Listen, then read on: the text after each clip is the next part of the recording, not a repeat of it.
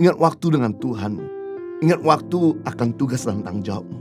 Jangan sampai kamu kebablasan sama teman-teman, sampai akhirnya waktu dengan Tuhan, keluarga, dan tugas tanggung jawabmu terabaikan. Ini namanya kurang bijak. Anda boleh baik, tapi Anda juga harus bijak. Jadi keuntungan jika kita berani berkata tidak, maka membuat Anda semakin produktif. Kalau Anda selalu berkata iya, akan merugikan dirimu sendiri.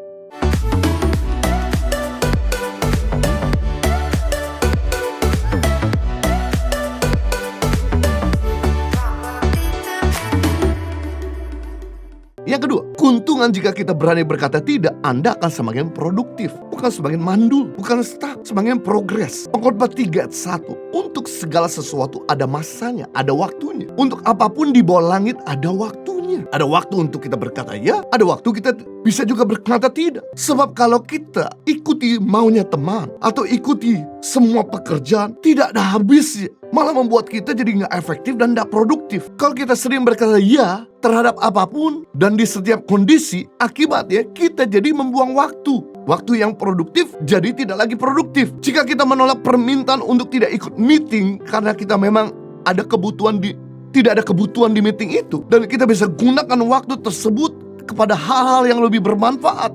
Misalnya mengerjakan kerjaan lain yang ditugaskan untuk kita.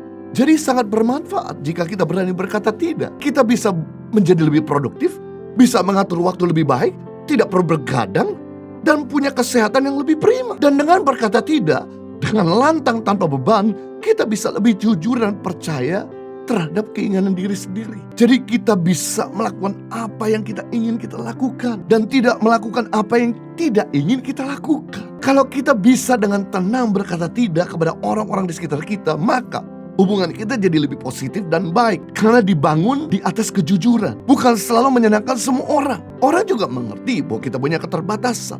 Anda harus mengerti bahwa diri Anda memiliki keterbatasan untuk melakukan segala sesuatu. Termasuk dalam hal ini selera, visi misi, bahkan idealisme Anda. Jangan sampai karena Anda enggan berkata tidak, ujung-ujungnya malah Anda merasa dirugikan. Visi misi Tuhan tidak tergenapi dalam hidup Anda. Anda jadi gak memecahkan target. Anda salahkan Tuhan gara-gara Anda baru buat ini dan itu sama teman, tapi Anda tidak melakukan yang menjadi prioritas Anda. Matius pasal 25 ayat 16. Segera pergilah hamba yang menerima 5 talenta itu. Ia menjalankan uang itu lalu beroleh laba 5 talenta. Perhatikan, di dalam perumpamaan tentang talenta ada satu orang tuan memiliki 3 orang hamba. Hamba yang pertama diberikan 5 talenta, hamba yang kedua diberikan 2 talenta, dan hamba yang terakhir diberikan 1 talenta. Masing-masing diberikan sesuai dengan kesanggupannya. Yang menarik, hamba yang menerima 5 talenta itu setelah dipercayakan oleh tuannya, ia langsung menjalankan, mengembangkan, memperkerjakannya. Ia serius dengan waktu yang dipercayakan. Ia tidak kompromi dengan waktu yang sia-sia. Karena melalui time frame yang sama dengan teman-teman yang punya 2 dan 1 talenta, dia harus mengembangkan lebih banyak daripada mereka. Dan lebih mudah mengembangkan 1 talenta menjadi 2 talenta, atau lebih mudah mengembangkan 2 talenta menjadi 4 talenta daripada mengembangkan 5 talenta jadi 10 talenta. Yang notabene jauh lebih berat dengan waktu yang sama dengan mereka. Pasti hamba yang punya 5 talenta ini harus sering berkata tidak sama teman-temannya, berkata tidak dengan entertainment. Sebab kalau dia sering berkata ya kepada teman-temannya atau kepada entertainment, maka talentanya tidak akan berkembang 2 kali lipat. Seperti hamba yang punya 1 talenta sering berkata ya kepada iri hati, bermalas-malasan, berkata ya kepada komplain, berkata ya untuk entertainment, dan lain sebagainya. Akhirnya talenta tidak bertambah, talenta tetap sama. Sebagai akibatnya hamba itu tidak produktif dan akhirnya dihukum, dipecat oleh tuannya. Tetapi hamba yang produktif malah dipercayakan sama tuannya perkara-perkara yang lebih besar.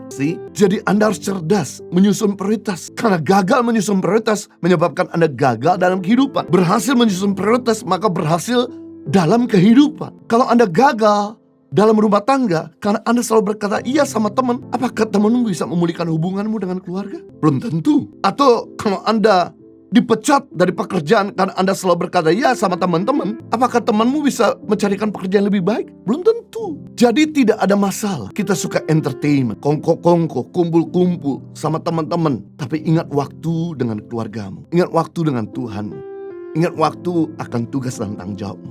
Jangan sampai kamu kebablasan sama teman-teman, sampai akhirnya waktu dengan Tuhan, keluarga, dan tugas tanggung jawabmu terabaikan. Ini namanya kurang bijak. Anda boleh baik, tapi Anda juga harus bijak. Jadi keuntungan jika kita berani berkata tidak, maka membuat Anda semakin produktif. Kalau Anda selalu berkata iya, akan merugikan dirimu sendiri.